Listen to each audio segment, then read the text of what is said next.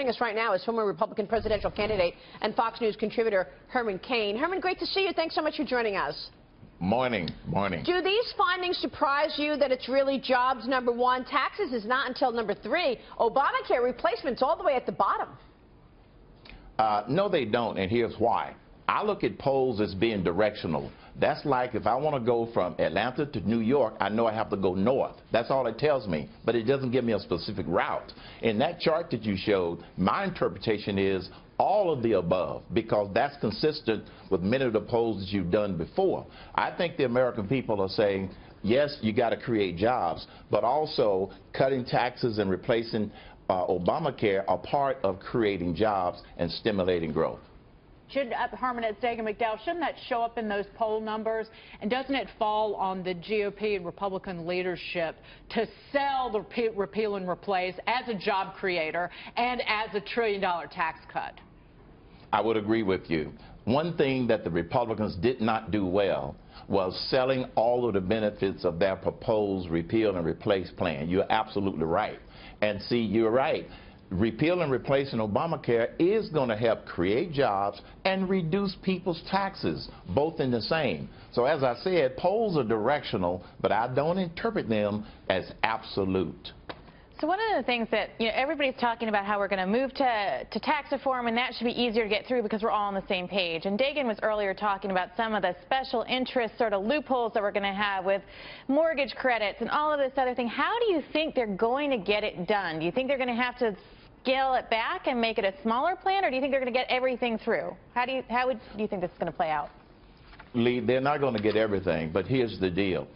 If they follow the blueprint that President Trump laid out when he was running, it'll be simple enough that the Republicans should be able to explain it. Secondly, I believe Democrats are going to push back.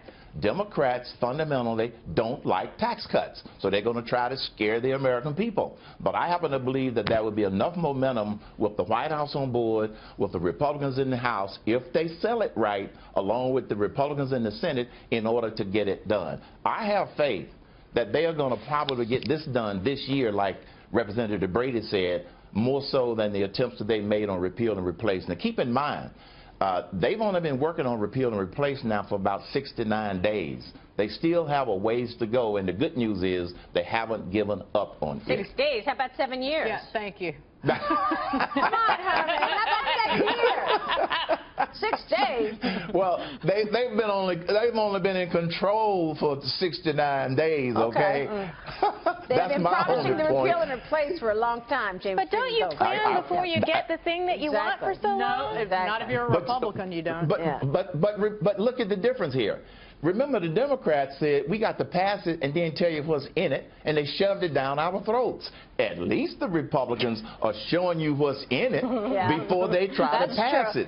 And that's part of the problem of getting it passed, because people pull out the little things that they wanted to attack it, and the Republicans have got to do a better job of messaging when it comes to trying to sell that solution. That's a really good point. Let me ask you, Herman, about the other story we've been talking about this morning, the food chain Carl's Jr. and Hardee's. Yes. Doing away with those sexy ads. These are the ads featuring sexy women in bikinis. The company now says it plans to take a more wholesome approach, showcasing the change in a new ad. Watch this. Junior, I think your dad is here. What? Daddy, you're back. Yes. Take that down. Put that up. That was supposed to be a fresh ingredient. And then that lady got in there and her clothes flew off. It was windy. Shut up, Junior. Herman, these changes are coming after former CEO Andy Puzder left the company following his failing bid to become the president's labor secretary. What do you think about this? Is this going to work, this new shift in the ad, and making fun of themselves, really? Well, they are making fun of themselves, and here's the thing. Whenever you get a change at the top, and they now have a new chairman since Andy stepped aside, he probably wanted to go in a new direction. Whether it's going to work or not, I don't know. But here's the thing. One of the biggest challenges in any ad campaign is cutting through the clutter. Let's face it, like it or not, the sexy ads cut through the clutter. So now they're going to try to go back to a more wholesome approach. We'll have to wait and see. It's just a change of direction. To say about this. Wait and see. I was a little nervous for the company when I saw this change in direction, because it's always problematic when companies decide they're going to fire their customers, and they've obviously been targeting the young, hungry guy with these ads and doing well with that. But one thing I like about the direction, which I believe Puzder endorses, is they're going to be all about the burger. They're not going to health food. They're going to focus on the taste of the burger. Yeah, baby. What do you think of that approach?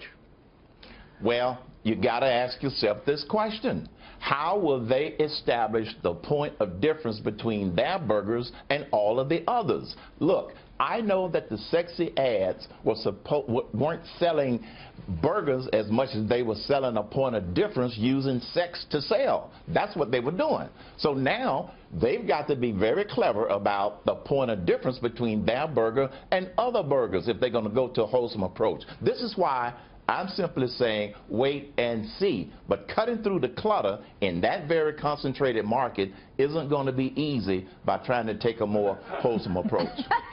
How about trying to, I'll say, you got to give them credit. How about trying to sell fast food to women too, Carl's Jr. and Hardee's? Yeah. Because I look at that and I'm like, I know none of those women have ever eaten a burger that size. I don't think so. Not with those bodies. They're not even close.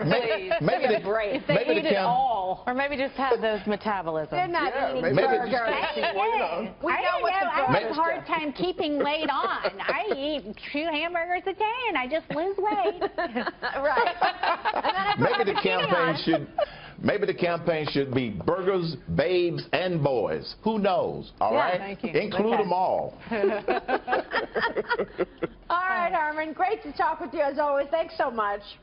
Always. I enjoyed it. Herman Cain joining us there.